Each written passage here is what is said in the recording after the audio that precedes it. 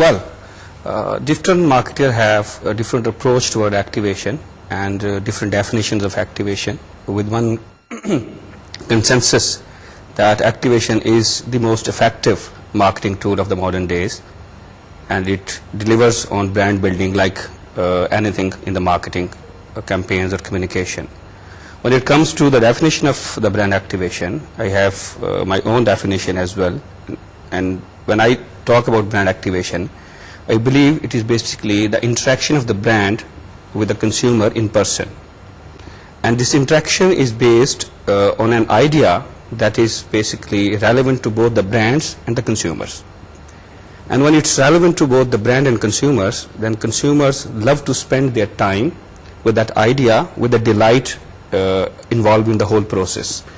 And that delight and relevance to the consumer eventually creates the word of mouth about that very brand and that very communication of the brand that brand wants to do with their consumers. And this is the immense power of activation, where eventually the target consumer becomes one of the brand ambassadors of the brand, and he and she talks about the brand with the other target consumers. It starts working that way, and the brand is activated within the target consumer in its true sense. I see.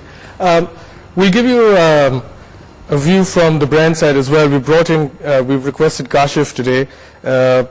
Kashif deals with various categories in all SECs for Unilever, and we'd like to take his opinion on the same.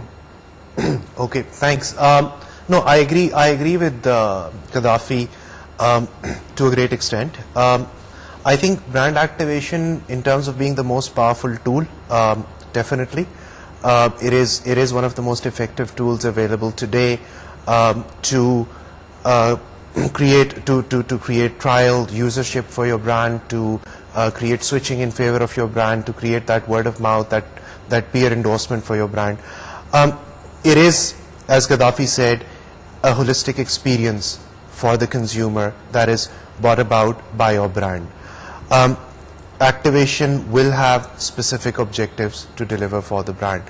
A lot of times we get too caught up in the experience, in creating that experience, and the brand ends up taking the back seat. A lot of times the brand ends up taking the front seat and the consumer goes out. So it's actually a very difficult balancing act, but the brand has to create that difference in the